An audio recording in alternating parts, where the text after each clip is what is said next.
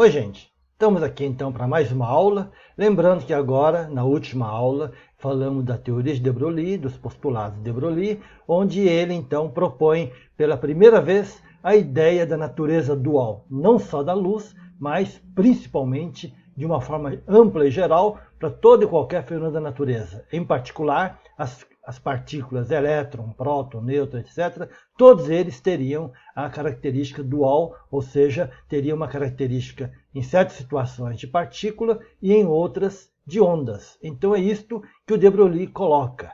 A partir de agora, então, uma vez que a comunidade aceita essa característica dual, do elétron, e do próton e de outras partículas, começa então o voo, a viagem realmente dos nossos físicos. E aí a primeira, talvez, grande contribuição para essa ideia do elétron como sendo uma onda vem de Heisenberg, com seu princípio da incerteza. É isto que falaremos na aula de hoje.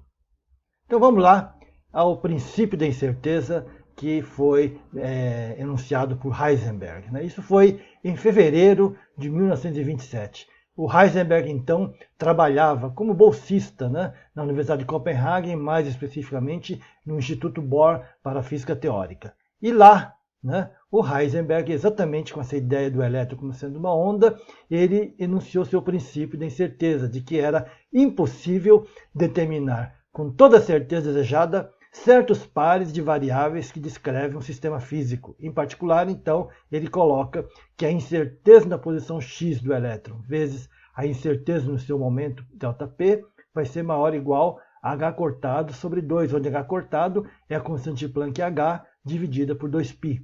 Da mesma forma, também ele coloca que a incerteza da energia ΔE vezes a incerteza no instante em que essa energia do elétron é medida, ΔT, deve ser maior ou igual a h cortado sobre 2. Então, certos pares de grandezas físicas, eles não podem ser determinadas com a mais absoluta exatidão. Eles têm uma incerteza e é isto que a gente deve, então, se conformar. Que é impossível medir com absoluta certeza posição e momento do elétron, energia e o instante de medida dessa energia do elétron.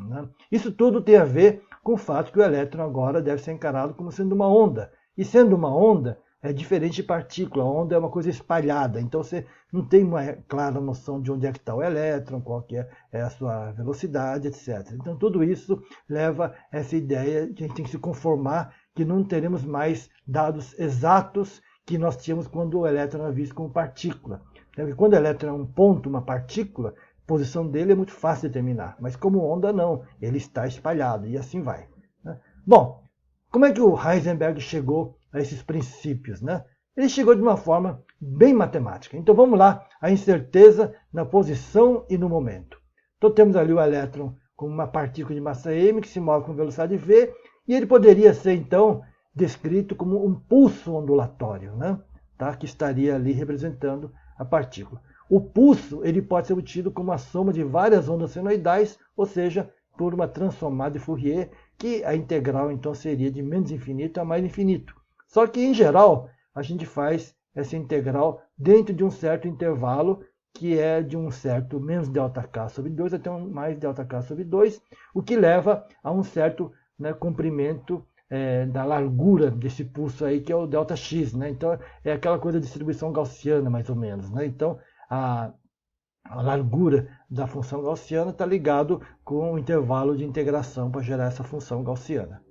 Para ondas gaussianas, o intervalo Δx e Δk devem satisfazer a igualdade, a desigualdade, Δx vezes Δk deve ser maior ou igual a meio. Está lá com o início da incerteza da posição e do momento. Então, para funções de onda gaussiana, Δx e Δk maior ou igual a meio. Das relações de Broglie, é lembrar que o comprimento de onda lambda é igual a h sobre p. Ora, por outro lado, sabemos que k vezes lambda é igual a 2π. Isso vem lá da física ondulatória. Portanto, p vai ser h sobre 2π vezes o k, ou seja, h cortado vezes o k. Ora, se p é h cortado vezes k, ΔP é h cortado vezes ΔK. Portanto, Δx e Δp vai ser maior ou igual a h cortado sobre 2, que nós já tínhamos ali obtido para funções gaussianas. Essa é a relação de incerteza que o Heisenberg chegou para a posição e para o momento. Da mesma forma, ele chega com relação à incerteza na energia e no tempo, né? De novo, agora, né, a transformada de Fourier vai ser com integral no tempo, de menos ΔT sobre 2 até mais ΔT sobre 2, e para ondas gaussianas, delta ômega vezes o ΔT deve ser maior ou igual a meio, né? Isso é algo da transformada de Fourier. Lembrando da relação de Broglie, que energia é igual a H vezes a frequência, e lembrando que o ômega é 2π vezes a frequência, temos a relação entre energia e o ômega. Energia é igual a H cortado vezes o ômega, ou seja, a ΔE vai ser igual a H cortado vezes delta ômega, e finalmente, ΔE ΔT maior ou igual a H cortado sobre 2. É a relação de incerteza de Heisenberg para a energia e para o tempo. O Heisenberg chega, inclusive, a tentar uma interpretação física para essas relações de incerteza. Mas a gente deve lembrar que ele chegou mesmo a partir, né, dos seus cálculos matemáticos, né? O que o Heisenberg tenta explicar é o seguinte, que num processo de medida, o comprimento de luz utilizado para localizar uma partícula, ele deve estar mais ou menos limitado pelo tamanho, né, do comprimento de onda. Quer dizer, o comprimento de onda ele não pode ser maior do que o tamanho da partícula que vai ser medida. Isso tem que ser da mesma ordem para que a luz enxergue a partícula. Se ele for maior, ele passa pela partícula e não enxerga, ele estaria cego para a partícula, né?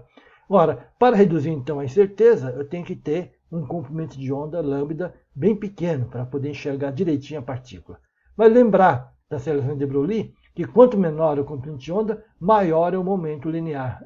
Lambda é igual a H sobre o momento linear da partícula, não é isso? Então, quanto menor o lambda da luz, né, menor a incerteza na posição ΔX da partícula. No entanto, o impulso transferido pela luz da partícula vai ser maior, pois quanto menor o lambda, maior vai ser o P, ou seja, maior vai ser o ΔP. Portanto, se a gente consegue localizar exatamente a posição com uma incerteza muito pequena, né, o ΔP vai ser muito grande, portanto, a incerteza no momento da partícula, no momento que é transferido para a partícula é muito maior, e daí, portanto, a velocidade, a incerteza é muito maior e a posição futura da partícula fica completamente incerta. Em outras palavras, não adianta nada a gente ter a certeza absoluta de onde a partícula está em determinado momento, porque no instante seguinte a gente não teria a menor noção de onde ele se encontraria. Ora, essa é mais ou menos a moral da incerteza de Heisenberg. Se queremos fazer a medida de alguma coisa, devemos fazer essa medida com muito cuidado, dentro de uma certa incerteza,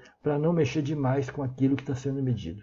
Essa é uma interpretação que o Heisenberg tentou dar. É uma interpretação meia boca, mas é isso aí, né? Na verdade, o que interessa é que matematicamente a incerteza fica claramente demonstrada por Heisenberg quando a partícula é encarada como sendo uma onda. Bem, gente, por hoje é só. É isso aí. Obrigado e até a próxima.